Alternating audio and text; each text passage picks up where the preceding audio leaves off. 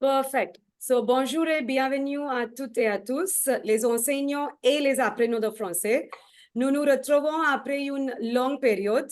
We have all had a great summer break et nous avons reçu beaucoup de demandes pour divers sujets de webinaire et de cours et de l'atelier. Mais nous mettons tout cela en action bientôt. Avant de commencer, j'aimerais vous informer de nos prochains cours. Nous avons un cours de conversation et cours de DELF. If you can just allow me to just share my screen with you. Just a minute. Great. Perfect. So many of you all have been messaging us and asking about the new courses that we are going to start with. So for people who have inquired, there are many on screen right now who had asked us about the different courses. So we have a DELF C1 intensive course starting with Antoine very soon.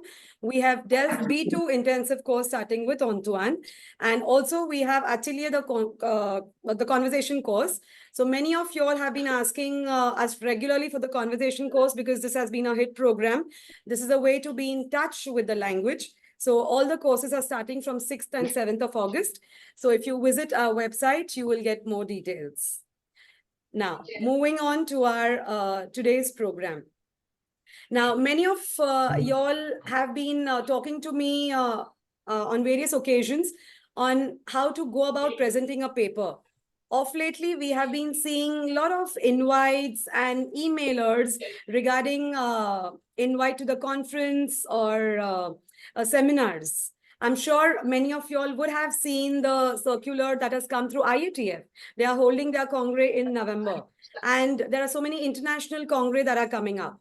And the question is, do we just want to be a participant, like an audience, or do we want to actively participate in such congress? So before a few years, I used to have the same hesitation. I would say I still have hesitation at times. So I used to be a participant, always listening to amazing resource people. So I thought, why not have a webinar with our experts? And let's break this barrier on how to participate, on how to present a research paper. So obviously, this is not an in-depth webinar where you will know in and out of how to present a research paper. But yes, you will get some tips, some techniques, at least how to start. And if many of you all are keen to get a detailed course on how to go about presenting a paper, we'll surely organize one 10-hour session for you all. That's after the feedback that we received from you all. So to start with the program, we have three resource people. We have Amrita ma'am, who is a senior FLIR teacher from Chennai. Good evening, ma'am. Good evening. Hi. Then we have Dr. Uma Sridhar from Hyderabad. And we have Vinita Tulzapurkar from Mumbai University. So as in when they start talking, I'll tell you more about our resource people. All three are expert in their own way. So to start with Amrita ma'am, she's going to tell us why and how, I would say why should we present a paper, even though we are confident or not confident, how to go about it. So over to you, Amrita ma'am. I'll share my screen. Yes. Bonsoir tout le monde. Bonsoir. Bon, nous sommes réunis aujourd'hui pour voir qu'est-ce que c'est ou pourquoi aller assister à une conférence. Bon, on va dire conférence ou congrès. D'abord, pourquoi est-ce qu'on va à un congrès? Qu'est-ce qu'un congrès? Un congrès rassemble un groupe de personnes qui ont les mêmes intérêts. C'est le moment de faire la connaissance.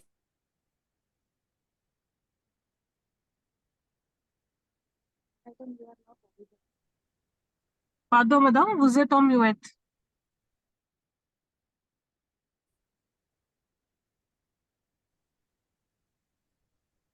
Excusez-moi, je ne me suis pas rendu compte que j'étais en mute. Alors, bonsoir à tous et à toutes. D'abord, on va voir un congrès ou une conférence. Pourquoi faut-il assister à un congrès ou une conférence? D'abord, un congrès rassemble un groupe de personnes qui ont les mêmes intérêts. Dans notre cas, ce sont des professeurs de français qui viennent de partout et qui se rassemblent dans un seul endroit.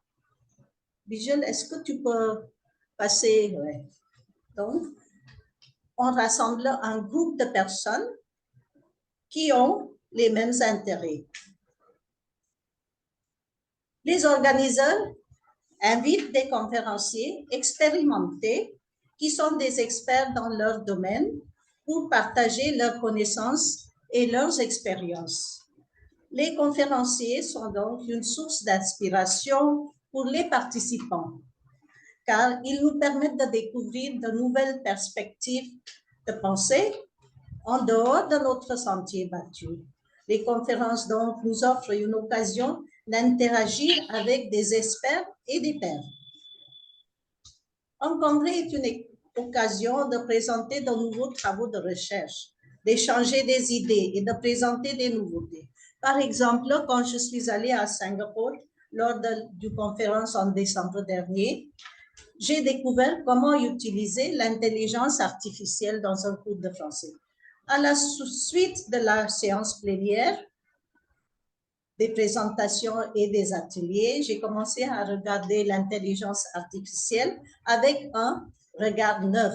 Jusque-là, j'avais très peur de m'en servir, je n'en voulais pas, mais maintenant, j'ai changé d'avis.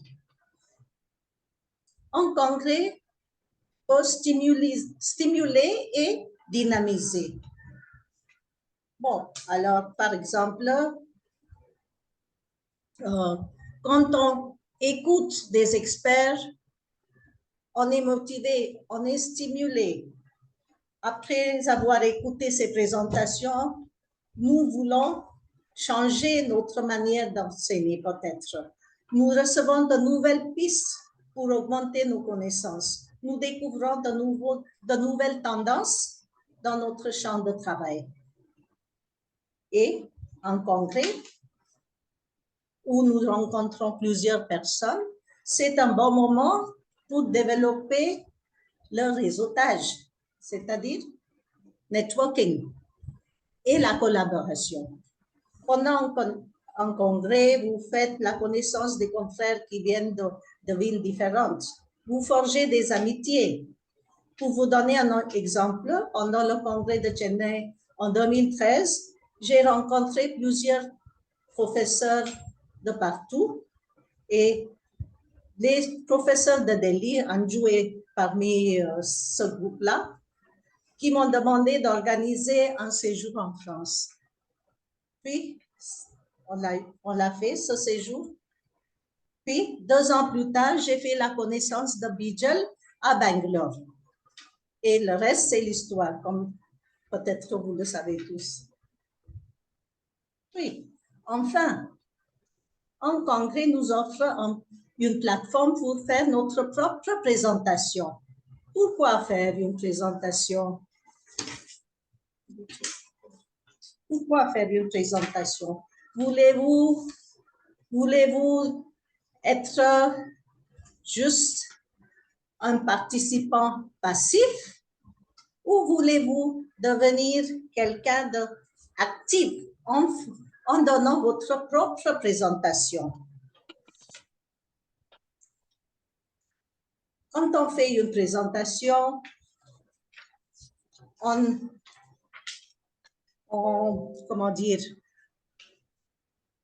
on essaie de s'exprimer devant un grand groupe, devant un public. Bien sûr, on est stressé avant, mais grâce à cela, on va améliorer sa communication parce que c'est une occasion de parler devant un grand groupe. Donc, on se prépare et donc c'est un challenge pour nous qu'il faut un défi Et je pense que c'est une bonne expérience si vous essayez de faire une présentation devant un public que vous ne connaissez pas.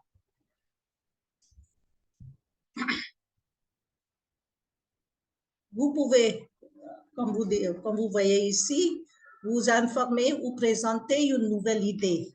Quelquefois, vous voulez exprimer un souci que vous avez sur quelques nouvelles tendances. Par exemple, en 2010, à l'Alliance française de Madras, on a introduit le tableau, comment on dit, le tableau interactif, le tableau blanc, le whiteboard. Et j'avais des soucis à propos de cela. Bientôt, quelques mois après, il y avait un congrès à Durban où j'ai fait une présentation sur ce que j'ai observé sur l'usage du tableau blanc. Et il y a eu une discussion après.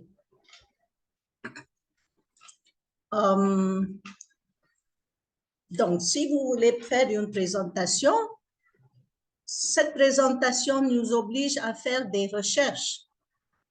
On a déjà quelques idées, mais il faut approfondir nos recherches. Il faut lire, il faut découvrir, il faut peut-être interviewer des personnes. En ce qui concerne ma présentation pour le congrès de Durban, j'ai assisté à des cours, c'est-à-dire j'ai observé plutôt les cours où on utilisait le tableau blanc et j'ai fait mes observations grâce auxquelles j'ai pu écrire ma présentation. Pour un autre congrès qui a eu lieu plus tard en 2014 au Costa Rica, j'ai parlé d'une école à Karekal qui allait fermer. Pour cela, je suis allée à Karekal, j'ai parlé avec des gens, les professeurs, les parents des enfants qui allaient à cette école. Donc, on envisage un travail de recherche assez profond. Ça pourrait être difficile, mais il faut continuer à faire ces recherches si on veut présenter quelque chose de solide. Alors, quand on fait une présentation, souvent, on utilise le tableau, c'est-à-dire on utilise un PowerPoint. Le PowerPoint doit avoir des puces qui sont brèves. Si on écrit des pages et des pages, ça devient monotone, ça devient difficile. Donc, vos puces de PowerPoint doivent être brèves. Bien sûr, c'est entendu qu'on vérifie l'orthographe et la grammaire avant de faire notre présentation. Préférablement, au lieu de lire votre présentation, il vaut mieux dire, il faut parler. Et le PowerPoint, les puces du PowerPoint ne sont que des points de référence pour les auditeurs. Généralement, le temps alloué pour une présentation est une demi-heure. C'est-à-dire, oui, dans les congrès internationaux, c'est une demi-heure, dont 20%, pas 20%, 20 minutes pour le présentateur et puis 10 minutes après pour les questions. Alors, il faut respecter le temps alloué parce que si vous dépassez le temps qui vous est alloué, vous allez déranger l'emploi du temps de la journée parce qu'il y a beaucoup de présentateurs et chaque personne doit avoir sa tour. Donc, il faut respecter le temps alloué. Comment, excusez-moi, comment dynamiser votre présentation? Bon, nous, ici, on est obligé de rester dans un endroit, mais pendant une présentation qui n'est pas en ligne, qui est en personne, ne restez pas dans un seul endroit, variez votre voix, ajoutez des expériences personnelles intéressantes en ce qui concerne la présentation, variez la police, souligner ou surligner les quelques parties de votre présentation PowerPoint. À la fin, répondez aux questions. Si quelqu'un n'a pas bien entendu la question, il vaut mieux répéter la question qui vous est posée et répondez le plus clairement possible. Voilà quelques observations que j'ai faites pour les présentations que j'ai eu l'occasion de présenter. Et puis, n'oubliez pas qu'une présentation est un atout dans votre CV. Bien sûr, tous les établissements ne nous encouragent pas à prendre des congés pour aller assister à un congrès, mais essayez parce que c'est pour votre bien.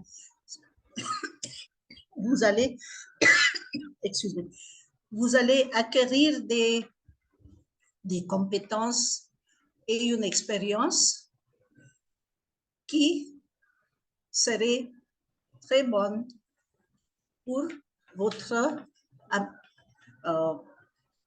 amélioration personnelle et votre expérience dans votre profession. Merci à tous. Thank you. Thank you so much, Amrita ma'am, to start the webinar with a great introduction. So guys, I'm sure we all have that thing in our heart and mind that I want to present. And we have started receiving also questions in the chat box. So as and when you have questions, you please keep posting in the chat box. Towards the end, we'll request our resource persons to reply to it. So thank you, Amrita ma'am. And yes, now Vinita and Uma are going to tell us how presenting a paper is going to be a big asset for our CVs. So we'll move on to the next part and I'll introduce to you our next resource person. We have with us Dr. Uma Sridhar. Dr. Uma Damodar Sridhar est associate professeur et chef du département d'études françaises et francophones à English and Foreign Language University à Hyderabad. Avant de travailler à l'université, elle a travaillé à l'Alliance française de Hyderabad pendant plus de 15 ans comme professeure de FLE, traductrice et puis directrice adjointe. À l'université, elle assure des cours de FLE au niveau de BA et de linguistique, de traduction et de didactique du FLE au niveau master. Sa thèse de doctorat porte sur les représentations et acquisitions de la compétence interculturelle dans les cours de BA French en Inde. Elle a publié des traductions et des articles dans les revues spécialisées. Ses recherches actuelles portent sur les questions du plurilinguisme et des interactions verbales.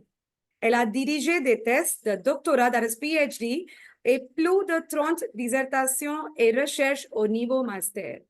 So today she is going to talk about, elle va nous donner quelques astuces comment organiser et présenter la communication de recherche. So let's get enlightened by Dr. Uma Sridhar. Over to you, Uma. Merci beaucoup, Bijal. Bonjour à tout le monde. Et tout d'abord, je voudrais remercier Madame Bijal Melon de m'avoir invité à faire cette présentation sur comment rédiger et présenter une communication dans le domaine du FLE. dans une conférence. Alors, merci pour l'accueil chaleureux. Avec plaisir, Euh, Uma. Je salue aussi mes collègues, Madame Amruta et Mademoiselle Vinita. Et comme vous avez peut-être vu, j'ai mis un petit message. Alors, Madame Amruta, elle n'entend pas. Est-ce que vous m'entendez? Yes, we can hear you. Yes. OK, d'accord. J'ai mis un petit message dans la boîte parce qu'il y a certains qui ont dit qu'ils ont déjà présenté une communication dans une conférence. Alors, si vous vous en souvenez, le titre, vous pouvez, voilà, vous pouvez le mettre comme ça. Si on a le temps, on peut regarder ou bien les autres aussi peuvent avoir des idées sur quel type de travail a déjà été fait par vous ici. Voilà. Alors, je vais partager mon PowerPoint. Alors, Madame Amrita, que j'ai eu le plaisir de rencontrer à Singapour aussi, a déjà bien présenté, introduit le sujet et elle a parlé aussi des éléments comme, par exemple, apprendre des nouvelles choses, acquérir de nouveaux apprentissages, établir des réseaux lors des conférences internationales. Et donc, je pense que ce sont tous des raisons très, très valables pour participer dans une conférence. Moi, je vais prendre une attitude d'universitaire. Je suis universitaire, donc je prends l'attitude des universitaires et je vais vous parler strictement de la présentation et organisation de la communication de recherche. Voilà, et avec, alors comment une communication est organisée, quels sont les points auxquels vous devez penser quand vous préparez votre communication de recherche. Voilà. Bon, alors commençons. Voilà pardon. Voilà le plan. Je vais peut-être mettre en plein. Voilà. Ah, ça va, Bijal, comme ça? Yes, yes, it's perfect. We can see. D'accord. Voilà. Alors, c'est un peu long, mon ordinateur. Voilà. Voilà le plan de ma présentation. D'abord, je vais parler de l'objectif de la communication de recherche. Quel est l'objectif de la communication de recherche? Comment on décide un sujet de recherche? Et puis, la plus grande partie sera le plan de la communication de recherche, c'est-à-dire comment vous allez organiser votre communication. Et je vais terminer en quelques remarques. Alors, je vais essayer de tenir dans les délais dans le temps qui m'a été donné. Alors, vous m'excuserez si je dépasse un petit peu. Mais donc, on va commencer sans tarder. Alors, l'objectif de la communication de recherche, voilà, OK. Voilà, alors voilà, on commence avec une phrase qui a l'air très, très compliquée. La communication d'une recherche expose les démarches et des résultats d'une recherche originale qui a été entreprise par le ou les chercheurs, basée sur un cadre théorique et visant la résolution d'une problématique ou l'explication d'un phénomène. Okay?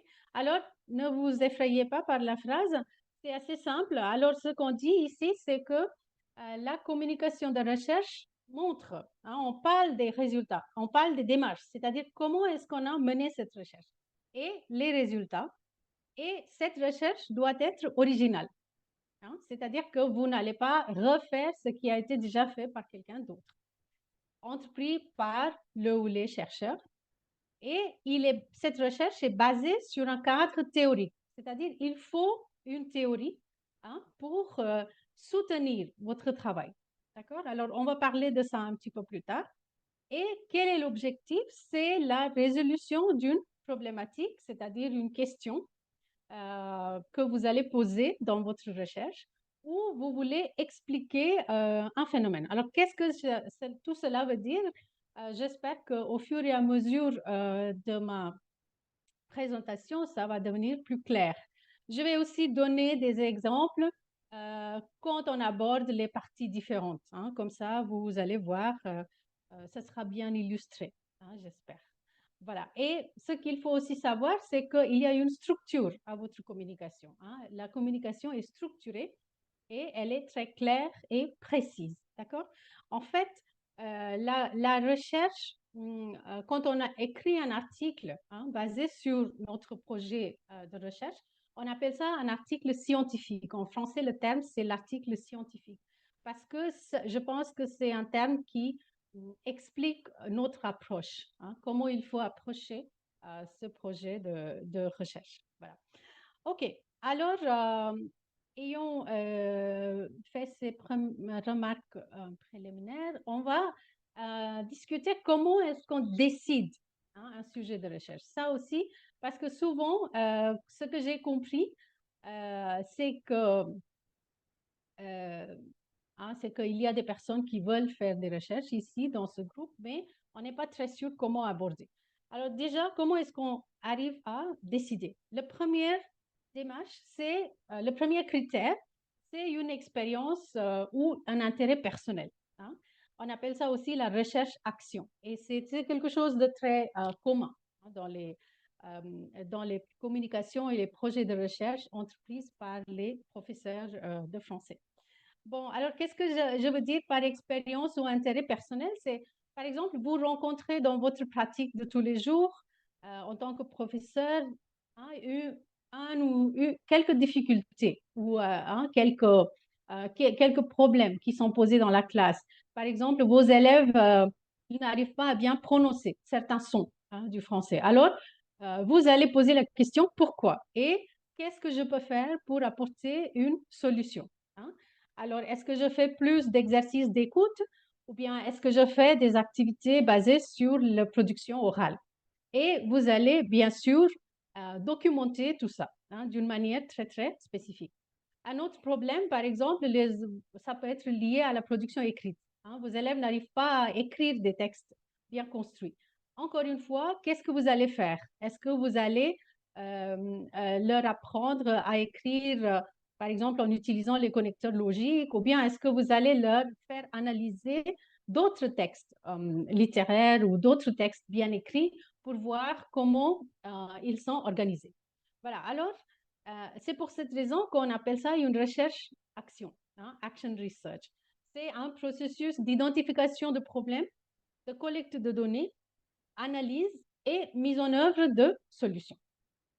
Le deuxième critère, c'est l'intérêt théorique, c'est-à-dire que nous sommes intéressés par une théorie et nous voulons le tester dans notre classe. Nous voulons voir est-ce que cette hypothèse fonctionne dans ma classe. Par exemple, vous vous intéressez beaucoup avec l'approche actionnelle, hein. Alors, vous allez voir comment est-ce que je peux appliquer cette approche actionnelle dans mes cours. Et donc, vous allez tester, hein. Est-ce que c'est vraiment utile, hein, dans un cours d'école, par exemple, ou dans un cours de BA French, hein?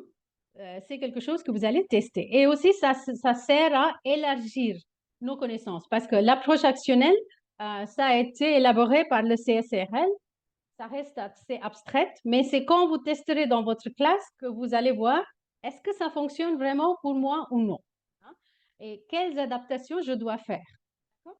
Et le troisième, c'est ce qu'on appelle l'intérêt technique ou la faisabilité, c'est-à-dire que vous avez peut-être des idées magnifiques, mais est-ce que vous pouvez vraiment les mettre en œuvre, hein? Par exemple, les TIS. Est-ce que vous voulez travailler sur le TIS, mais si dans votre classe, vous n'avez pas d'équipement audiovisuel ou un écran, etc., est-ce que vous pouvez vraiment travailler sur le TIS, hein? Ce n'est pas possible.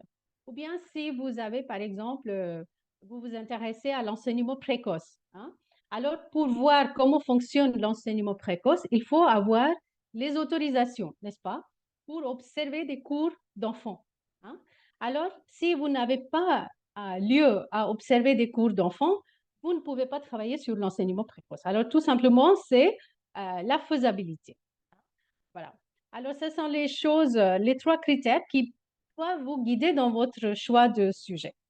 Et dans tous les cas, il faut que le sujet vous intéresse. Ça, c'est très important parce que si ça ne vous intéresse pas, vous allez abandonner et vous ne pouvez pas mener votre travail à terme.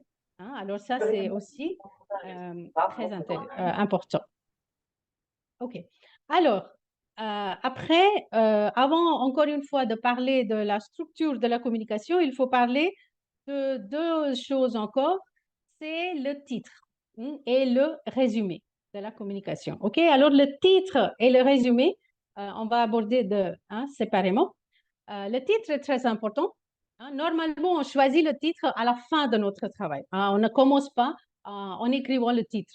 Par exemple, pour cette présentation que je fais, j'ai fixé le titre 2 heures avant. J'ai envoyé le titre à Bijal à 2 heures, à 14 heures, parce que je me suis dit, OK, c'est comme ça que je vais appeler ma présentation. C'est encore plus vrai pour, bien sûr, les sujets de recherche. C'est quelque chose que vous savez déjà, mais ce qui est aussi important, c'est que le titre doit refléter trois choses.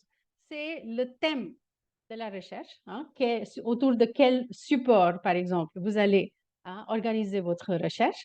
La deuxième chose, ce sont les compétences visées, c'est-à-dire qu'est-ce que vous visez avec cette recherche. Et le troisième, c'est le contexte où vous allez faire votre travail. Alors, ces trois éléments doivent être présents dans votre titre. Pourquoi? Parce que ce n'est pas un article de recherche, ce n'est pas un article de journal. Les gens qui lisent votre titre doivent comprendre exactement sur quoi vous avez travaillé. Et donc, ils vont décider de venir vous écouter dans la conférence. Ils vont dire, ah, ça c'est intéressant pour moi, alors je vais y aller. Alors, réfléchissez bien au titre. Alors, par exemple, dans les... ouais, OK. Voilà. Dans les exemples que j'ai choisis, vous voyez que ce qui est en rouge, c'est la thématique ou le support, les rôles des activités ludiques ou la littérature dans le deuxième. Le développement de la motivation ou amélioration de production écrite, c'est la compétence que je vise dans mon projet. Et ce qui est en orange, les apprenants des écoles secondaires à Hyderabad ou en classe de FLE de niveau B1, c'est le contexte. Alors, voilà trois éléments qui sont très importants dans le titre. Après, nous allons passer au résumé. Alors, pourquoi le résumé est important? Parfois, le titre n'est pas clair parce qu'on voit quelque chose et on dit, oh, OK, ce monsieur ou cette dame va parler de tel ou tel sujet. Mais finalement, quand on arrive, on va voir que ce n'est pas exactement ce qu'on a imaginé. Donc, ce qu'on va faire, on va lire le résumé. Et là, il n'y a pas il n'y a pas deux manières d'écrire un résumé. D'accord? Le résumé, il a toutes ces parties que vous voyez. Il y a une introduction de votre problématique, de votre sujet. Je travaille sur les textes littéraires dans la classe 2, etc. L'annonce de la problématique, d'accord? Quel est le problème auquel vous allez faire face et quels sont vos objectifs de recherche? Après, il faut brièvement parler de quelle méthodologie vous avez suivie. On va voir ça tout à l'heure. Et il faut également parler brièvement des résultats et les implications de la recherche. D'accord? Vous terminez avec ça. Alors, j'ai vu beaucoup de résumés d'articles où la dernière partie est complètement absente. Mais c'est comme si le chercheur ne veut pas dévoiler. C'est comme un roman. Je ne veux pas dire qu'est-ce qui arrive à la fin. Mais ce n'est pas un roman, d'accord? Alors, les gens qui viennent vous écouter veulent savoir qu'est-ce qui s'est passé, comment ça s'est passé et quel est le résultat. Et donc, ça va piquer leur curiosité. Ils vont dire, ah, voilà le résultat auquel cette personne est arrivée. Allons voir comment elle a fait, comment il va présenter son problème. Voilà. Alors donc, et aussi le résumé est important parce que c'est ce que vous allez envoyer à la conférence pour que votre communication soit acceptée, n'est-ce pas? Et donc, ces éléments, si le résumé est bien construit avec tous ces éléments, vous avez des chances pour être accepté dans la conférence. Vous pouvez aussi mettre quelques références, quelques auteurs, années, pour montrer que vous avez lu autour du sujet. Et évidemment, les mots-clés, vous savez, c'est ce qui aide dans une recherche Google, par exemple. Si quelqu'un tape, quelles sont les chances que votre article arrive? Ça, c'est surtout si vous allez publier un article. Voilà. Après, on arrive à ce qu'on va discuter vraiment maintenant, c'est le plan de la communication, hein. Alors, vous voyez ici, j'ai pris une photo, j'ai assisté à une conférence hier hein, dans mon université et j'ai trouvé que cette personne, elle a bien montré, hein, c'était le premier slide dans sa communication. Alors, on voit que le plan est très, très clair, hein, tout est bien expliqué et on sait hein, comment elle va procéder. Voilà. Et ça, c'est Madame Amrita a dit que normalement, on a 20 minutes pour présenter une communication. C'est vrai, on a 20 minutes, mais j'ai assisté aussi aux conférences où, aux dernières minutes, on a dit, oh, vous avez que 10 minutes. Alors, ça arrive aussi. Il faut être préparé à couper, hein. Alors, ce qu'on coupe vraiment facilement, c'est la partie, hein, c'est les premières parties, c'est l'introduction, hein, c'est ce qu'on coupe. On peut aller directement aux questions de recherche si on n'a vraiment pas le temps. Ça, c'est, voilà. OK, alors, abordons ces parties. Voilà, alors, l'introduction, encore une fois, hein, elle est structurée, elle a 4 parties. Vous présentez le sujet, vous présentez votre plan, c'est-à-dire le plan de votre présentation, comme j'ai fait au début de cette présentation. Après, une autre partie très importante, c'est la revue de littérature. Alors, qu'est-ce que c'est la revue de littérature? On appelle ça literature review en anglais. Alors, qu'est-ce que c'est? C'est avant de commencer votre projet, vous allez sur Google, vous allez dans votre bibliothèque, vous allez lire des revues pour voir quelle recherche a déjà été faite dans ce sujet, hein? Alors, vous allez voir qui a déjà travaillé. Alors, si vous voyez que 5 personnes ont déjà travaillé sur votre sujet particulier, ce n'est vraiment pas le cas de procéder. Il faut abandonner, trouver un autre sujet parce que vous n'êtes plus original. Vous pouvez lire leurs recherches pour voir ce qu'ils ont, les conclusions auxquelles ils sont arrivés. Alors, la revue de recherche est une étape très importante avant d'aborder la recherche. Et aussi, si vous avez le temps, si vous avez les 20 minutes ou les 30 minutes, vous pouvez en parler aussi dans votre communication. Sinon, vous pouvez complètement l'enlever de votre communication. Mais par contre, il faut avoir fait une revue de littérature avant de commencer votre recherche, hein. Et c'est comme ça que vous allez identifier ce qu'on appelle en anglais the research gap, hein, c'est-à-dire les lacunes, hein. Alors, les personnes ont travaillé sur tel et tel contexte, mais peut-être pas dans votre contexte en particulier. Alors, vous avez identifié le research gap, d'accord? Et donc, voilà, après, on arrive au cadre théorique. Le cadre théorique, bien sûr, c'est important.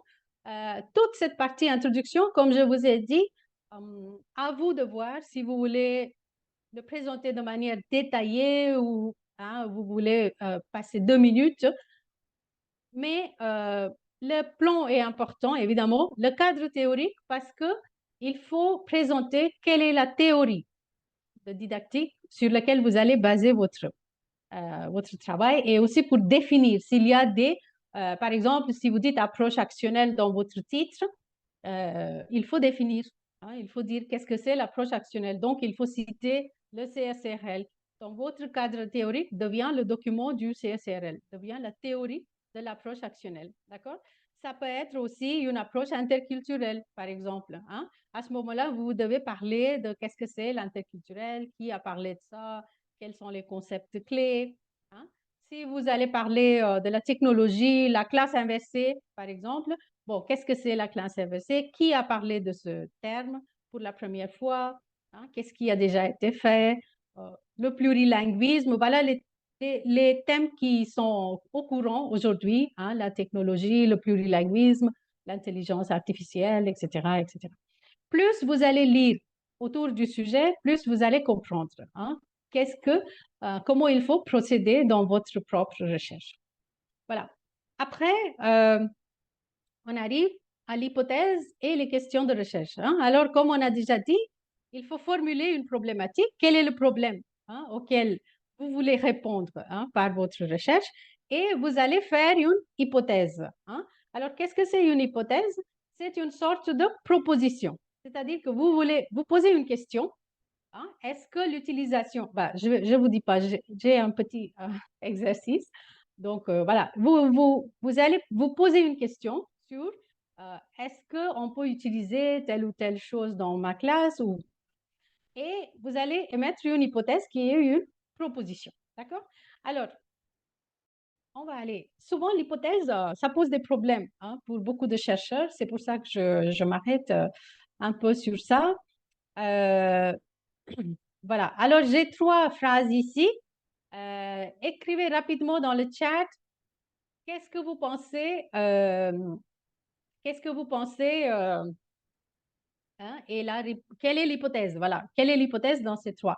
Alors, la première, les activités ludiques vont-elles augmenter la motivation des apprenants en classe de 8e? Alors, 8 standard, hein, classe de 8e, pas dans le contexte de la France, mais en Inde. L'utilisation des activités ludiques en classe de 8e aura un impact positif sur la motivation des apprenants. L'objectif de cette recherche est d'utiliser les jeux en classe de 8e pour en voir l'impact sur la motivation. Alors, selon vous, quelle est l'hypothèse ici? Est-ce que c'est 1, 2 ou 3? Ou A, B ou C? Voilà. Hein? Voilà. Alors, je pense que vous avez tous la bonne réponse. C'est la deuxième qui est une vraie hypothèse. D'accord? C'est une proposition. D'accord? Alors, dans ce cas, quelle est la première? Qu'est-ce que c'est la première?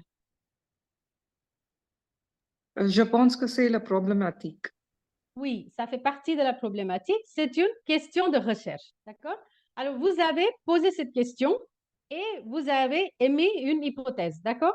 Et à la fin de votre travail, vous allez voir est-ce que je peux valider ou non cette hypothèse. C'est ce que vous allez dire à la fin de votre travail. OK? Alors, on dit souvent aussi prouver, hein, mais je pense que le mot prouver est trop fort pour les sciences sociales. Hein. On ne peut pas prouver des choses hein, dans les sciences sociales parce qu'on traite avec les apprenants, les êtres humains, qui sont assez imprévisibles. Ce qui marche dans une classe ne marche pas toujours dans une autre, dans un autre contexte. D'accord? Alors, je n'aime pas beaucoup ce mot, ça appartient à la science dure, hein, comme on peut prouver que A plus B donne C, d'accord?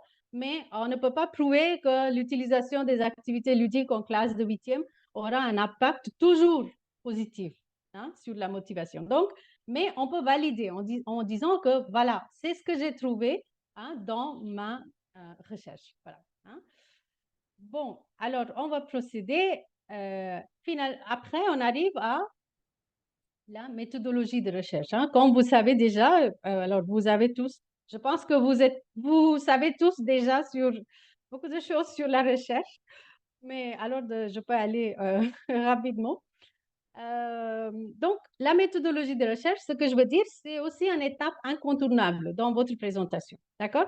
Très souvent, j'ai vu des présentations où on parle beaucoup de théorie, mais après, on ne dit rien parce qu'on n'a rien testé dans la classe. D'accord? Par exemple, l'autre jour, j'ai écouté un monsieur qui a parlé sur l'utilisation des comptes dans la classe de FLE. C'était très intéressant. Il nous a parlé de tous les types de comptes, ce qu'on peut faire avec les comptes, quelles sont les possibilités.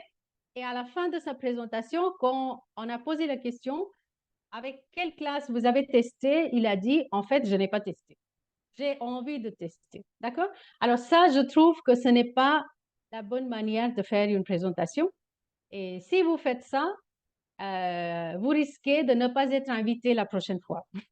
Parce que ce que les gens veulent faire, c'est d'écouter ce que vous avez fait. Hein? C'est ça qui nous intéresse, d'accord? La théorie, on peut toujours trouver dans les livres, d'accord? Alors, n'oubliez pas ça. Et donc, bien sûr, il y a des différents types de méthodologies. Il y a la méthodologie quantitative où les variables peuvent être mesurées, hein, quand vous collectez les données, hein, comme le pourcentage des apprenants, le nombre de professeurs, le sexe du professeur, combien de points ils ont eu, hein, quelles sont les notes qu'ils ont eues avant que vous avez fait votre intervention. Quelles sont les notes qu'ils ont eues après que vous avez fait, hein, le pre-test et le post-test, etc. Et on montre ça souvent sous forme de statistiques hein, ou de graphiques. Oui. La deuxième, c'est la méthodologie qualitative où vous allez recenser les attitudes, les comportements, les interprétations, c'est-à-dire ce sont les opinions subjectives hein, qu'on ne peut pas mesurer. D'accord? Voilà les deux manières de collecte collecter les données. Le troisième, c'est ce qu'on appelle la méthode mixte. C'est ce qu'on fait le plus souvent, c'est qu'on fait les deux, un peu de quantitatif et un peu de qualitatif. Et cela nous permet ce qu'on appelle la triangulation des faits. C'est-à-dire qu'on peut comparer la même question de différents points de vue. D'accord? Voilà. Alors après, voilà une manière de présenter les résultats. Le résultat, c'est le quatrième. Encore une fois, incontournable, très important. Alors, si c'est des données quantitatives, on peut, pour notre question de jeu ludique, par exemple, je vais faire des graphiques. Alors, combien d'hommes, combien de femmes, combien on aimait French, par exemple, juste comme ça, ou combien ont un PhD ou un diplôme, combien utilisent les jeux et quel est le taux de satisfaction, combien de professeurs sont contents, combien ne sont pas contents. Voilà des mesures, voilà des données qui sont mesurables. Je peux le transformer en chiffres. Et en ce qui concerne les données qualitatives, on va, par exemple, faire des entretiens. Et on va dire, qu'est-ce que vous pensez? Est-ce que vous avez déjà fait? Et donc, les professeurs vont parler et ils vont donner leurs opinions. Et ça aussi, c'est très important. D'accord? Donc, il faut essayer de faire les deux pour avoir une image plus globale et plus complète de votre recherche. Alors, aussi, on peut ajouter quels sont les instruments de la collecte de données. C'est des questionnaires. Vous pouvez donner des questionnaires sur Google Forms ou questionnaires sur papier. Vous pouvez faire des entretiens semi-structurés, semi-directifs. On peut faire des discussions en classe et puis noter, parce qu'il y a des critères il y a des critères très rigoureux de coder les réponses. Vous pouvez vous-même écrire en tant qu'observation. Observation participant, on appelle ça. Voilà. Alors, voilà des manières différentes de présenter. Et ça aussi, c'est une étape incontournable. Il faut le faire.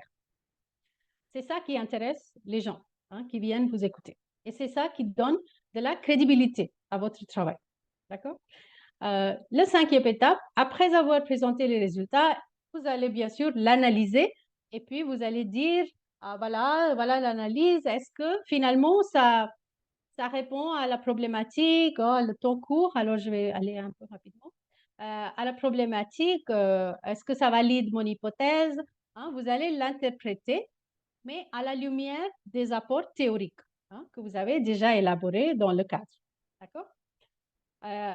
Et finalement, vous allez conclure, mais dans la conclusion, il faut bien sûr faire un petit rappel de l'hypothèse ou résumé des résultats, si vous avez le temps, sinon vous ne le faites pas. Mais les deux derniers sont importants parce qu'aucune recherche est parfaite, d'accord?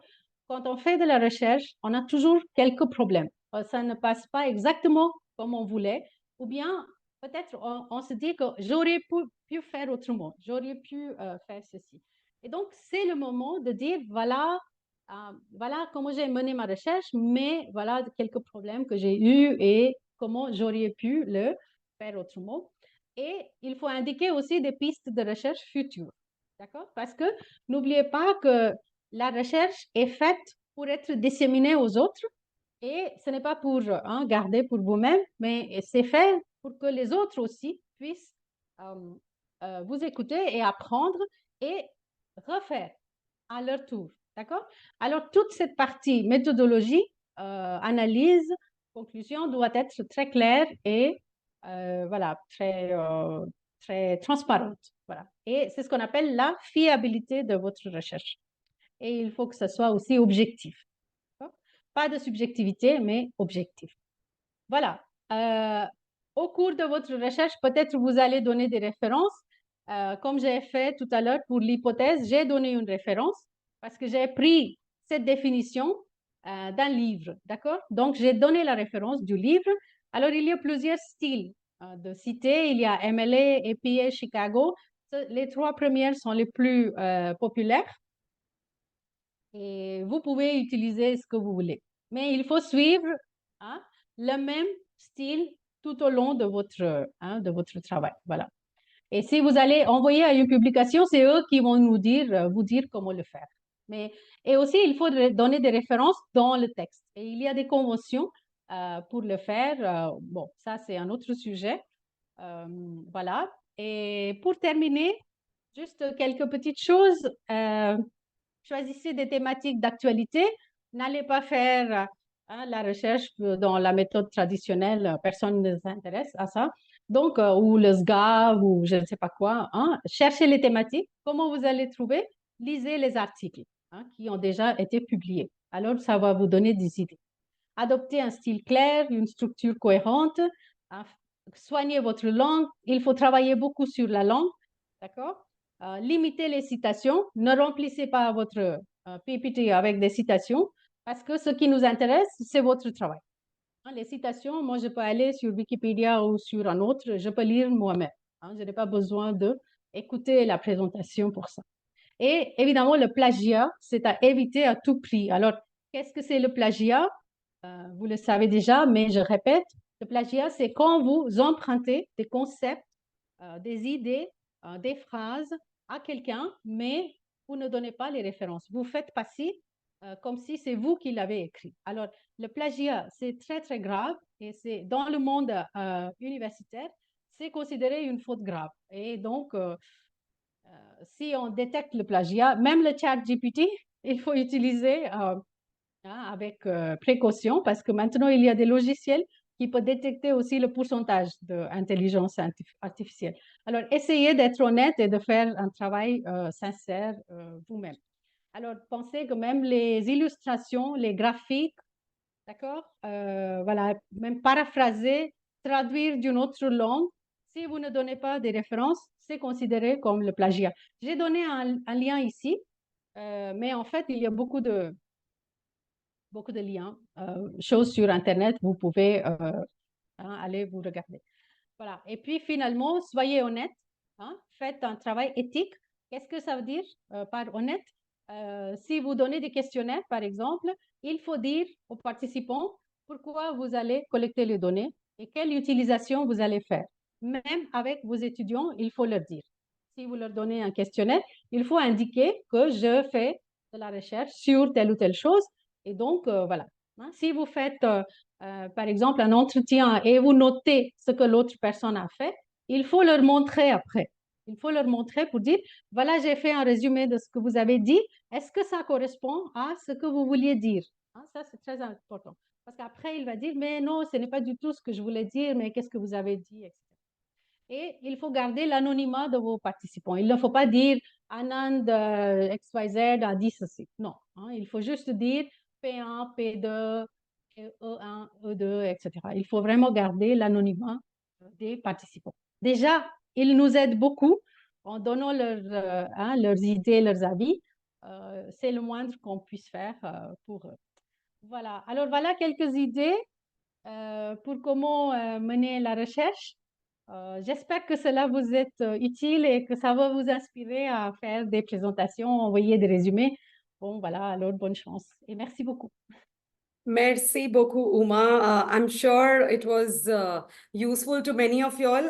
On a beaucoup de questions, but I think we'll take up the questions towards the end. Just one or two general questions which have been coming up.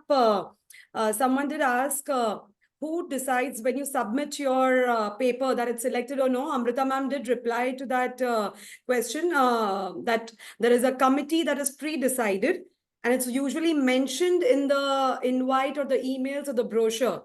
And then they communicate back to you that you are selected or not selected. Am I correct, Amrita ma'am?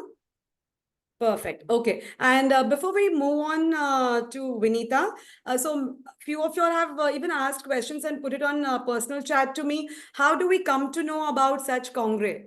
So it's a very interesting question. So we are usually part of a lot of WhatsApp groups or university groups. In case if you are not, you can get in touch with me. I'll add you to IFH group and you will get a lot of information. So just to tell you, I'll share my screen with you. So now in the month of November, on the 18th, 19th and 20th of November, there is going to be a congress. Not everybody can maybe go abroad to present a paper, but we are going to have a congress in India. That's IATF who's organizing it. It's going to be in Jaipur. So many of you all who are wanting to give it a try or are experienced and want to present a paper, you can do that. So just to tell you, if you just allow me a minute, I'll just share my screen with you. So like many of you all asked, how would we come to know about what a paper presentation is, how to go about? So this is like one communication that we had received. So over here, if you see, they give you the theme. One second. So here, they give you the options, the topics, something that you can relate to. You pick up that topic and maybe your research can be based on that. That is one option. I'll share the other one with you, which is by IATF. One more minute so that it's easy for everybody. Here you go. Okay. So the Congress that I'm telling you all, that's on the 18th, 19th and 20th of November happening in Jaipur. So they've already published their details and everything. So they have also over here, if you see, Les Axes Thématiques du Congrès. So they have the topics and the subtopics. So you can relate to a particular topic and try to create, or as Uma said, something that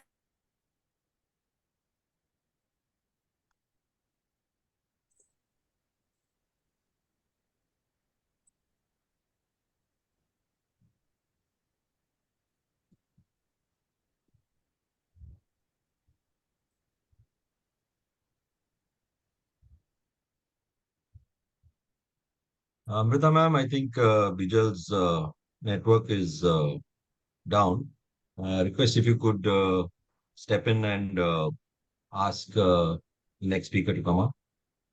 Can I just say something She's back. before that? She's back. sorry. Right. Can I Yeah. just say Yeah. Yes, Dr. Uma. Uma, please go ahead. not take much time. There is one Vinita question, is on mute. Vinita is on mute. There is one question which says comment peut-on inclure toutes ces parties dans une communication s'il y a un limite de mots indiqué? So I would like to say that, like I said, it depends on the congrès. So if you have 20 minutes, you can very well fit in all this. If you have less than 20 minutes, you have to choose. And usually it's the introduction which gets cut short. And secondly, you don't have to give all your results. You can choose what results to show. So I hope that answers. your Okay, question. Uma, before we move on to Vinita, maybe Vinita or Uma can reply to this question. So is it, someone did send me a message on personal chat. Is it compulsory that you have to be a university student to present a paper in a congrès? Not at all. You just need a very good level of French. Maybe B2, C1 should be good because, as I said, you have to base your you have to be able to read other articles of research. And if you want to sound like a serious researcher, then you have to make that effort. So, yeah, a minimum level of B2, I would say B2, C1 actually is required. Perfect. But you don't have to be. But being a university teacher or being any school teacher or any college teacher, that's more than enough. Perfect. Thank you so much, Uma. So guys, we know that we don't compulsory have to be MA or a PhD student to start with paper presentation. So let's all start taking the first step. And as Uma said, you need a level, but you'll only be comfortable with that particular level when you start participating. I'm sure Uma, Amrita ma'am, Vinita and all the other seniors who are part of the Zoom would agree. Everyone would have faltered at some time in life. But as and when you become more confident, you keep participating, you will become more confident. So, next resource person, that's Vinita Tulsapurkar. She is an SRF scholar, PhD student, Department of French, University of Mumbai. She has been teaching students of MA French. She has also done her DU FLIR.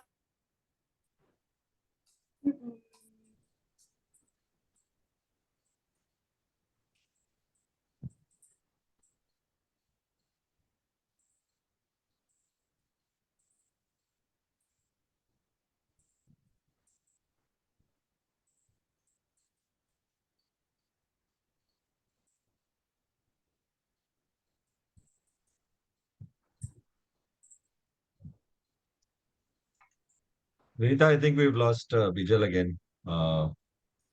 If not, you can I'm take sorry, over. was I audible or did I get disconnected? Yeah, you got disconnected again. Okay, Vinita, I'm sorry. I'll just go problem. again. So Vinita is a SRF scholar, PhD student, Department of French, University of Mumbai.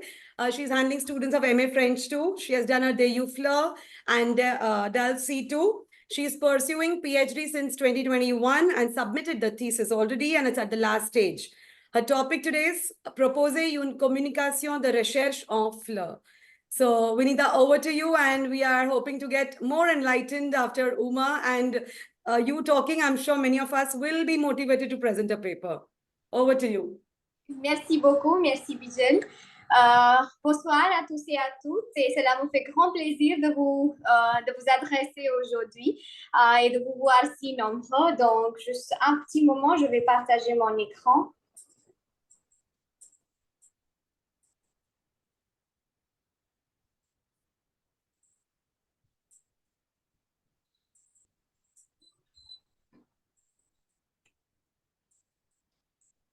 C'est bon? Est-ce que mon écran est visible à tout le monde? Oui? Oui, c'est visible.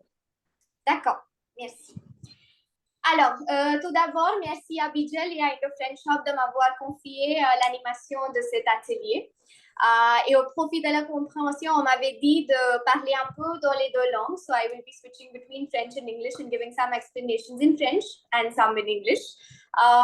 Before I begin, I would like to say that it is a great honor for me to be speaking here and sharing screen space with stalwarts from the field like Amrita ma'am and Uma ma'am.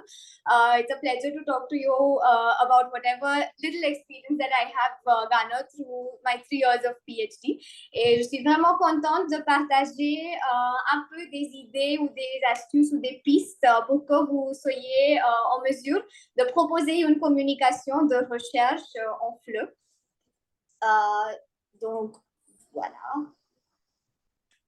Alors, Amrita ma'am has already spoken about why should we attend conferences, why should we participate in conferences, juste pour faire un petit résumé de cela. Donc, la recherche, ça, c'est un domaine qui est évolutif. On a toujours de nouvelles choses qui sont découvertes. You have new tools, you have got new methodologies, you've got new outputs that are being discovered every day. And research can be in multiple fields, of course. Donc, vous avez des nouveautés qui arrivent sur scène, qui surgissent dans les domaines variés. Et donc, pour le progrès ou pour l'avancement de la communauté scientifique, c'est absolument nécessaire que ces recherches soient diffusées. C'est-à-dire, si vous avez fait une petite recherche sur votre terrain, il est nécessaire que les autres chercheurs savent à propos de cette recherche. Donc, une conférence ou un congrès, cela sert d'une plateforme d'échange où on se réunit, on se rassemble pour diffuser sa recherche. On mène des discussions sur les tendances actuelles. Whatever recent trends, recent developments are happening in the particular field are discussed in conferences. Et c'est ainsi qu'on contribue à l'avancement de connaissances de la communauté scientifique. So conferences are basically places where research in that particular field or the current research, new findings from that field are being shared with everyone so that everybody can progress, all researchers can progress further in that same field. Alors aujourd'hui, on est là pour discuter surtout le domaine du FLE. Le FLE, c'est-à-dire le français langue étrangère, cela constitue la didactique et la pédagogie. Donc, comment enseigner, comment apprendre, quelles sont les stratégies d'apprentissage, quelles sont les techniques d'enseignement, les pratiques d'évaluation. Donc, ce sont des choses qui nous concernent aujourd'hui. On est là pour discuter surtout le domaine de français langue étrangère. Alors, si on cherche à participer à des conférences, il est nécessaire que nous soyons bien conscients des tendances actuelles dans ce domaine-là. So I would just like to share with you a few specific subjects where research is being carried out today about FLE. Like Uma ma'am rightly pointed out, today you cannot sit and study traditional methodology of teaching because that is something that we don't use anymore. Donc, il faut faire des recherches sur des sujets contemporains. Donc, je veux juste partager avec vous quelques tendances actuelles en ce qui concerne le domaine du FLE. Premier, si vous voulez, c'est l'approche communicative et actionnelle. Comme je viens d'évoquer tout à l'heure, par rapport à la méthodologie traditionnelle qu'on utilisait auparavant, aujourd'hui on utilise ou on prône plutôt l'approche communicative et actionnelle. Le CECRL prône cette approche en enseignement. So if you are looking to do any kind of research, teaching methodology, c'est mieux que ça se conforme à l'approche communicative et actionnelle. Ensuite, technology, information and communication technology is a topic or it's a domain. And technology is ubiquitous today. Cela envahit tous les domaines de notre vie et également le domaine de l'éducation. Les étudiants, les apprenants qui sont en effet de nouvelles générations, ils sont plus adaptés à utiliser la technologie. Donc aujourd'hui, c'est un sujet en ébullition et on parle beaucoup d'exploiter les TIC ou les technologies de l'information et de communication en éducation. C'est-à-dire comment est-ce qu'on peut utiliser la technologie au profit de l'apprentissage en classe. This is another subject which is up and coming, and a lot of research is being done on how to use technology in French language classrooms or in general in foreign language classrooms. Ensuite, vous avez le plurilinguisme or in English, multilingualism. C'est-à-dire, on parle de l'apprentissage du FLE, français langue étrangère. So definitely, you've got students in front of you who have a different first language, who have a different mother tongue. Alors, on remet en question l'utilisation de la langue première des apprenants au profit de l'apprentissage de la langue étrangère. How can we exploit the first language or mother tongue of the students so that they find learning French easier? Alors ça, c'est une des tendances. À la fin, avec la pandémie, nous avons découvert que c'est possible d'apprendre en ligne, c'est possible d'apprendre à distance. Donc, l'apprentissage à distance, l'auto-apprentissage, les mouvements, mass open online courses, ce sont des sujets d'actualité. On est en train de faire des recherches sur cela. So these are a few. I won't say that this is an exhaustive list at all. There are a lot of other domains also within FLE as well, where research is being done. But these are some of the common ones that we see today. Et c'est pourquoi nous avons beaucoup de conférences qui sont organisées autour de ces thèmes-là. OK, alors lors des conférences, on propose ces thématiques. Bijal, de tout à l'heure, elle a partagé cette affiche de IATF. Là, on a vu des axes de recherche et là, on a vu le plurilinguisme, on a vu la technologie aussi comme un des axes de recherche.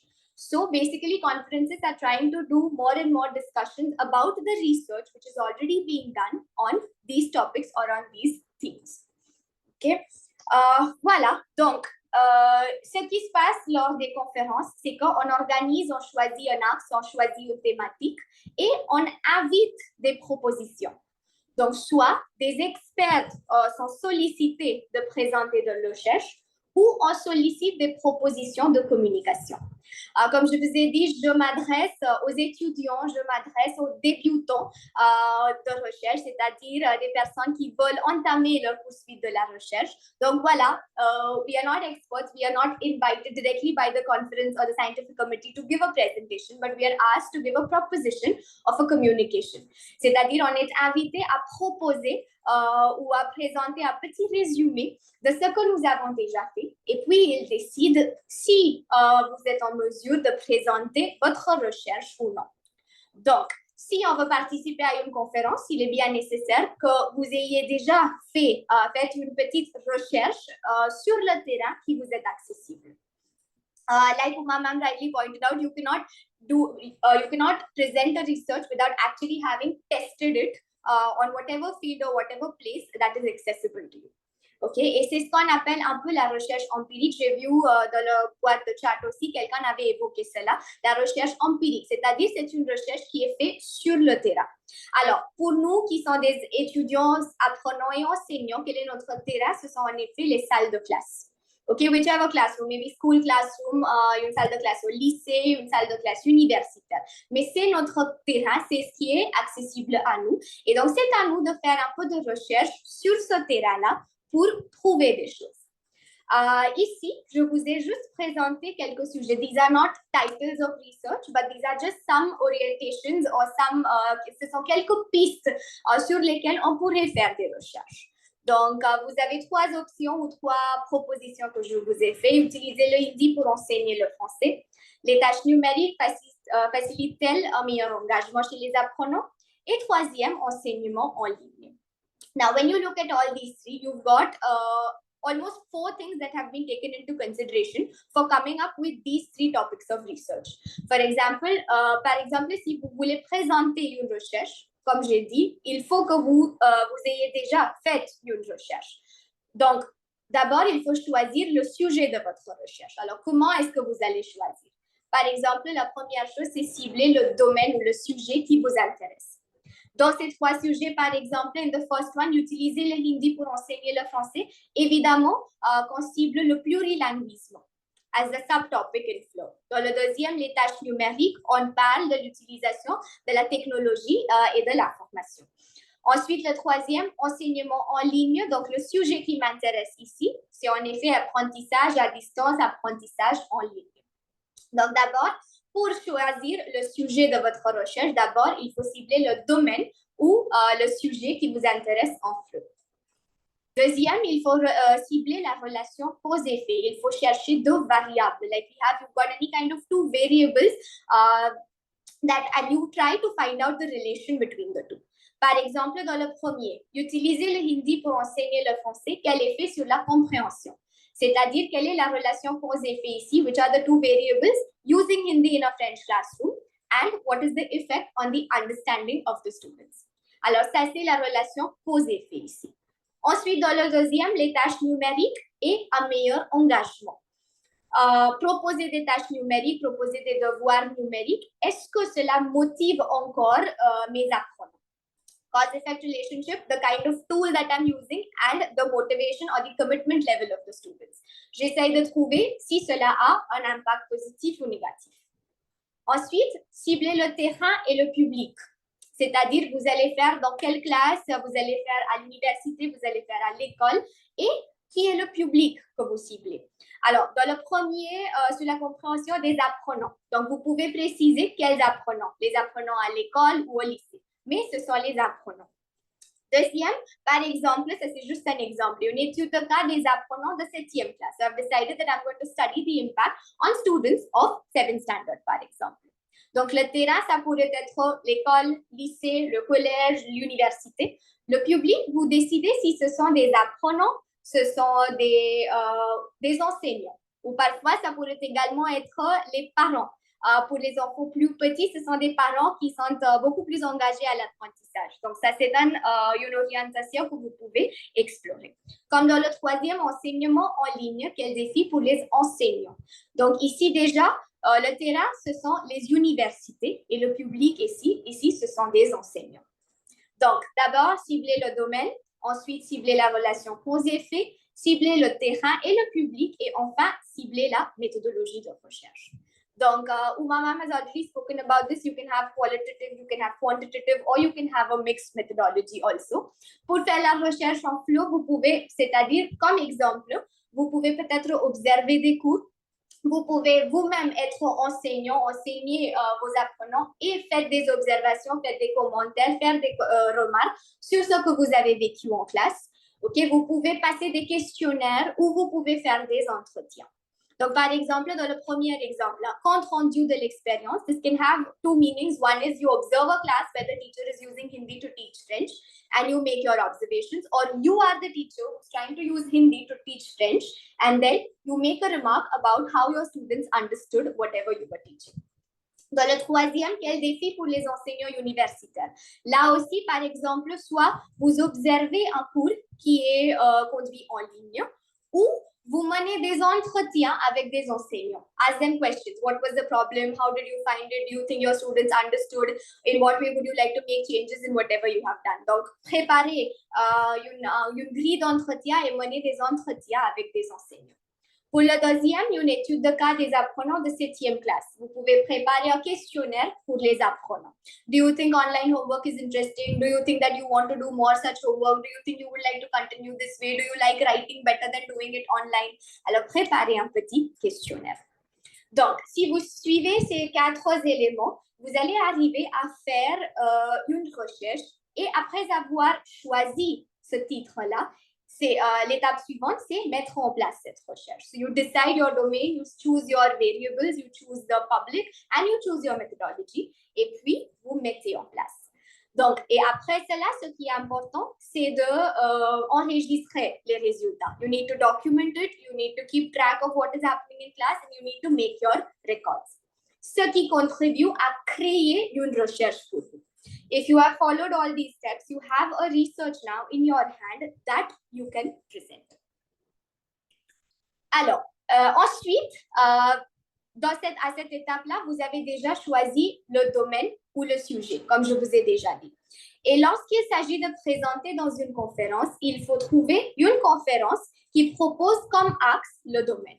Par exemple, si vous avez fait des recherches sur le plurilinguisme, vous êtes à la recherche d'une conférence qui a comme axe de discussion plurilinguisme. If that happens, if you find a conference which is having plurilinguism as one of its domains of discussion, you may go there and present your research. Alors, proposer une communication de recherche, vous avez deux étapes à cela. Le premier, ça c'est proposer un résumé et le deuxième, c'est présenter lors de la conférence.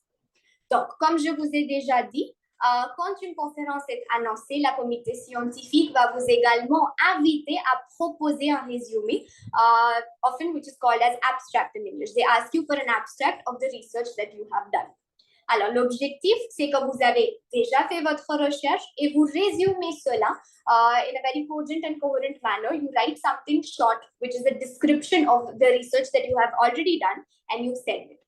Ensuite, la comité scientifique, comme nous avons discuté, qui est déjà décidé, prédécidé pour la conférence, va voir votre abstrait, va voir votre résumé. On va mesurer la solidité ou la fiabilité scientifique. If they find that your research is solid and sound, on va dire que voilà, votre résumé est accepté et maintenant vous êtes convié à présenter votre recherche. Ça va, ça c'est la première étape. Donc, proposer un résumé et ensuite, si on a accepté votre résumé, vous pouvez aller, vous allez visiter, vous allez assister à la conférence et faire la présentation de votre recherche. Donc ici, la première étape, proposer un résumé. Ici, je veux juste vous présenter un petit exemple d'un résumé que vous pouvez proposer. This is my own abstract that I had submitted for a conference recently, which got accepted and where I went and finally presented my research. Alors, ça c'est juste un exemple pour vous donner une idée de ce que doit constituer votre résumé ou votre proposition de communication. Normally, in all the brochures of the conferences, like we already spoke about it, they give you the exact number of words that you have to respect.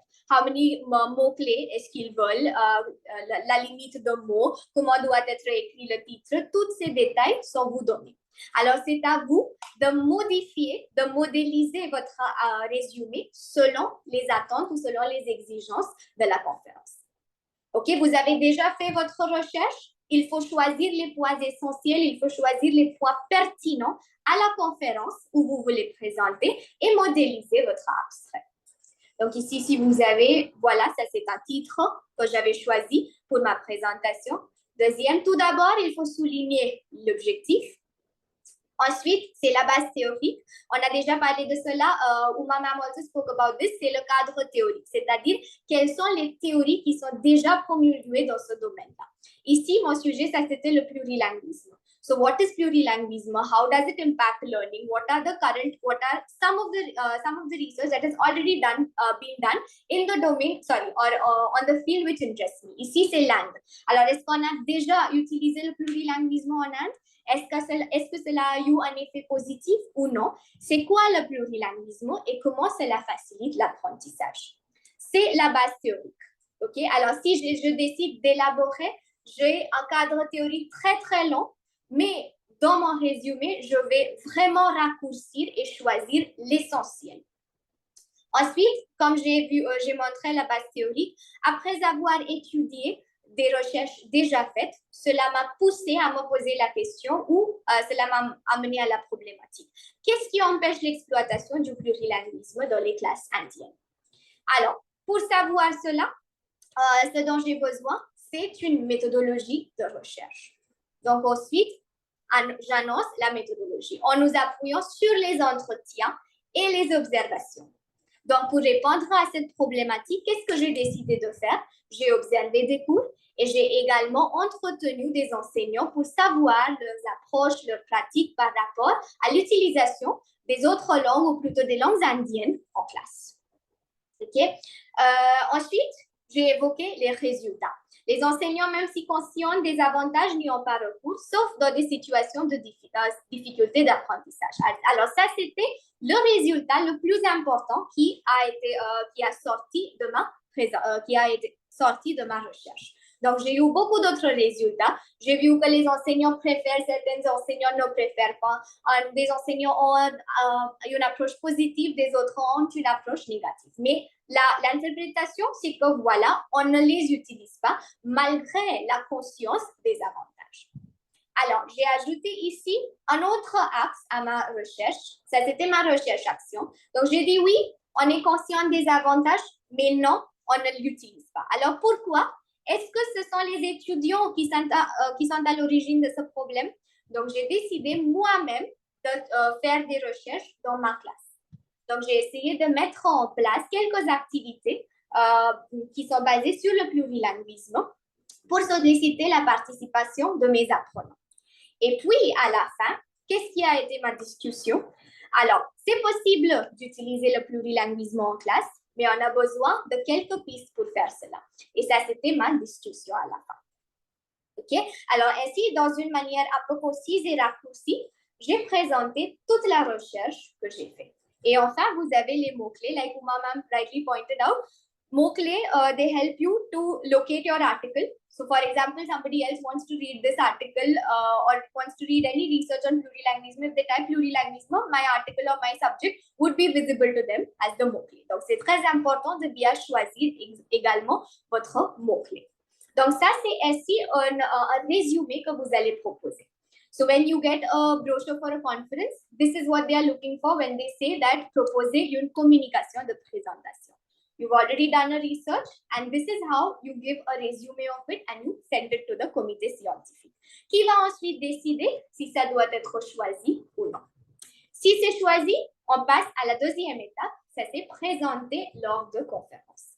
Alors ça, déjà, Uma ma'am a très bien évoqué cela et moi je vais dire que ça c'est plutôt un élargissement de votre abstrait. Donc vous pouvez suivre ces étapes-là. Introduction, ensuite les bases théoriques, la méthodologie, les résultats, l'interprétation et la discussion et la conclusion. Donc, c'est presque les mêmes choses, mais d'une manière beaucoup plus élaborée. Les bases théoriques, over there, you can speak about the two variables that you had chosen. For example, numérique. Alors, quel est le rôle de numérique? And engagement, motivation of the students and commitment of the students. What does this entail? What is its definition? How does it play out in learning?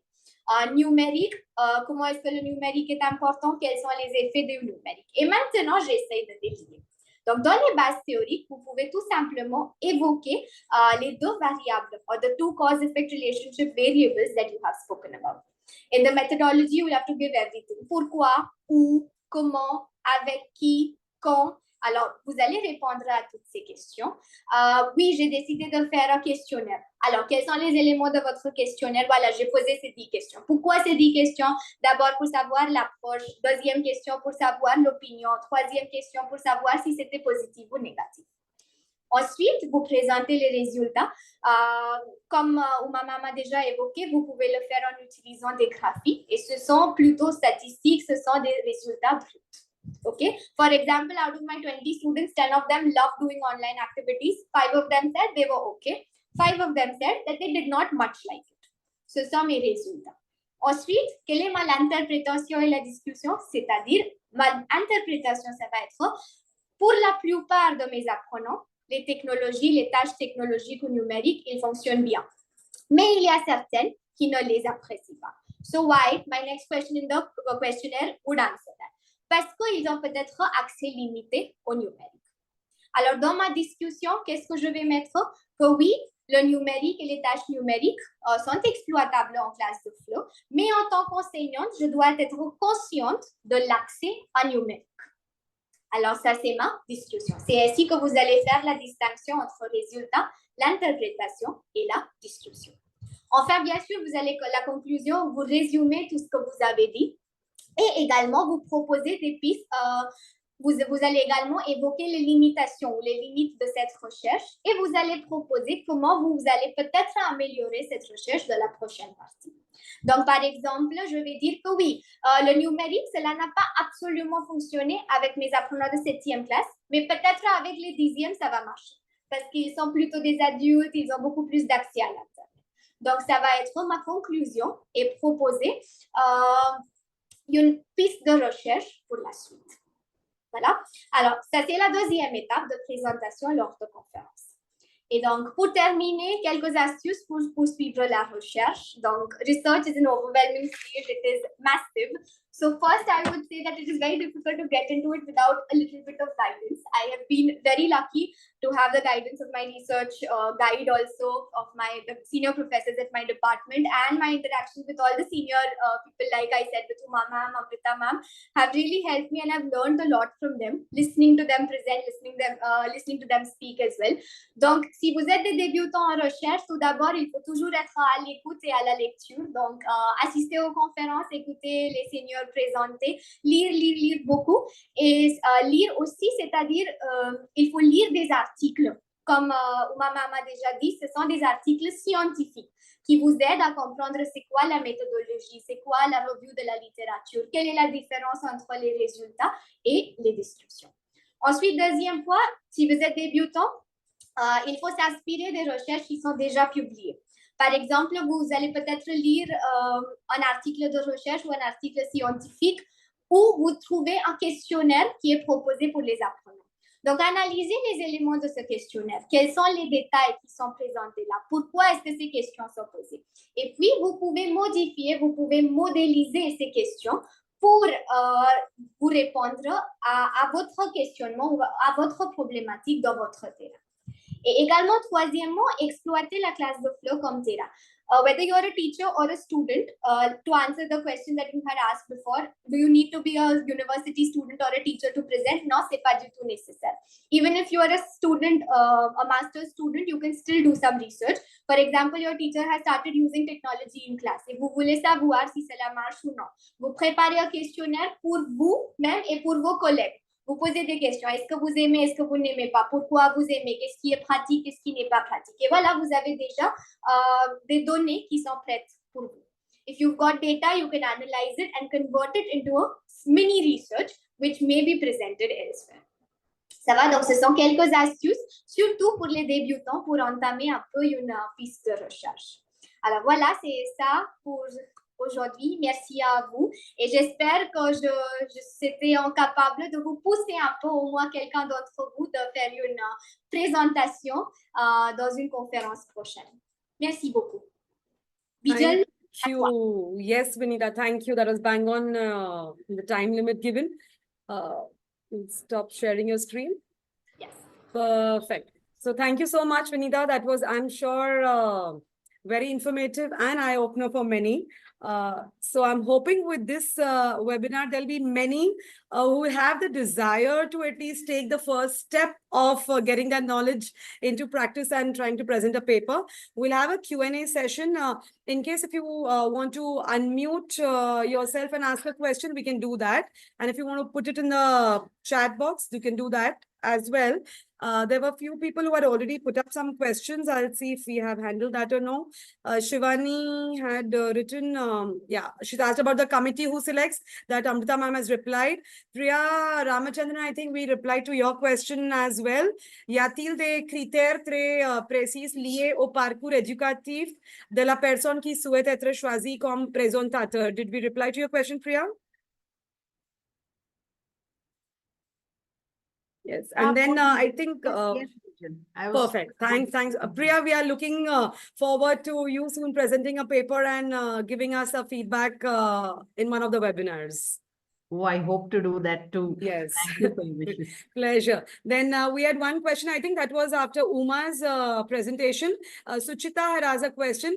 Quel outil on peut utiliser pour une review de littérature? Une simple recherche sur Google c'est suffisant? Uma, would you like to take this up? Should I read it again? No, I heard. Okay. Yeah, of course, you can do a Google search. I'll read If it. you want to be more Sorry. specific, you can go to Google Scholar. Google Scholar. Yeah, Google Scholar is more, it gives you specifically the research which has been done. If you do a simple Google search, you will also get articles. You will definitely get research papers, but you will also get a lot of articles. What you need to look for are research papers. So Google Scholar is good for that. Okay, okay, perfect. Merci, madam. Do we have any more questions? You can unmute and talk to our resource people directly. I believe there is a... Yatil de sit qui puisse vérifier nous donner le pourcentage de plagiat. Uma and Vinita, I think both of y'all might have answer for this. Anita, you can go for it. Yes, you do have websites, but usually you'll have to find a website which is free or which is open to all. Usually with the university or with the schools or with the colleges, you've got like Drillbit, you've got Urkund, on which you are signed in as a part of your institution. And when you upload your document, it gives you the percentage of plagiat that is there in your document. Perfect. Thanks, Vinita. I have one question on my chat, which is asking me, what are the eligibilities to be a participant / audience to understand these kind of conferences, seminars, and how? So I'll not take the name because that person has sent me on personal chats. I'm assuming he or she doesn't want to be quoted. So yes, to participate as an audience also in such conferences and seminar, you can just participate as an audience. You can just register yourself and you can be in the audience. It is not necessary that if you are part of such conference and seminars, you have to present the paper. As Vinita just mentioned before a while, you can also be part of that conference to gather knowledge, to meet people, to feel enlightened, and not necessarily you present the paper. And how do you come to know about such conferences or congress that we call? There is communication on various WhatsApp groups happening. So in case if you are not receiving regular updates about various kind of conferences, you can get in touch with me. I'll add you to a group and you will receive all such updates. And just to let you know, the nearest congress that is happening in India is going to be on 18th, 19th, and 20th of November. IATF is going to organizing that congress in collaboration with Jaipur University. So if you need more details, you can get in touch with me. I'll share all the details and you can absolutely just be audience, attend n number of sessions. And in that also there are various, breakout rooms. You can pick up the topics that you like and you can be a part of it. Amrita ma'am, would you like to add something more to this? Yeah, so once you have done your communication, there is afterwards they are published in what is called Acte du Congrès. Okay. So you have to send your, they'll have their requirements. Nowadays it is done in numeric manner. Earlier we used to have a book, but nobody does that anymore. Okay. Ma'am, did you reply to Deepal this question? Deepal has asked comment faire si lors de la soutenance d'un mémoire à l'université? I am unable to read it properly. PPT est déconseillé. Vinita or Uma, if you would like to. Actually, normally it is advisable to use a PowerPoint. Uma, we can't hear you. If you can be a little louder, please. I said it is normally advisable to use a PowerPoint because the PowerPoint helps people to better understand. You have the visual as well as the auditory, and it's easy to present results also. And you can spend your time explaining things. So you should try to use a PowerPoint. If you can't, well, then you have to just read it. But then it's very difficult to follow somebody who's just reading. Okay. For the sake of, I mean, I wouldn't know why it would be déconseillé. Je ne sais pas, je ne comprends pas. Deepal, if you need more clarity, if you wish to, you can unmute and ask our resource people. Merci beaucoup, madame, pour votre réponse et je partage totalement votre avis. PowerPoint aide beaucoup, oui, mais à notre université, on nous a dit d'éviter et parler plus tôt. Donc, du coup, ma question. Ouais. D'accord. Bah, Merci. en fait, si c'est une règle à votre université, il faudra le suivre. Vous n'avez pas le choix. Mais si vous avez le choix, c'est toujours bien de faire une présentation avec PowerPoint. C'est-à-dire que ça facilite la compréhension de vos auditeurs. C'est surtout pour Ouais, ça. Et aussi, vous pouvez communiquer de manière plus claire. exactement. Ouais. Merci. Okay, Et ça fait Vinny, plaisir de sorry. vous écouter, Dipal. Okay, Vinita, Correct. sorry. Okay, Vinita, would you like to take up this question? Vijay Lakshmi is asking if we include the cetography also, will our article be considered to have a plagiar? The last question, Uma or Vinita, if we include the cetography also, will our article be considered to have plagiarism? Non, en effet, si vous faites référence à un site web, c'est nécessaire que vous ajoutez cela dans votre référence. Donc, ça, c'est évité. Et également, if you include it, it means if you just use it from a website and write it out as it is in your communication, ça, c'est toujours le plagiat. Vous devez indiquer que vous avez cité quelqu'un et puis ajouter cela à votre référence. Comme ça, c'est pas le plagiat. Vous avez le droit de citer n'importe qui. As far as you give the person Credit. the credit for that. Yeah. Merci. Merci. Perfect. Any more questions, anybody? I have one question. That's Shivani. So Yes, if, Shivani. for instance, I read some ideas somewhere and then I write it on my own words and then I use ChatGPT just to improvise the language. More or less, not entirely. I don't copy entirely the the entire phrase, but more or less like 60% of it. So plagiar? 60% is a lot. Normally, the ones who do detection, I mean, there are softwares which detect AI. They say 25%, up to 25% is allowed, as far as I know. This happens when you send it for publication. That's when all this is checked. Okay. Okay. Thank you, ma'am. Thank you.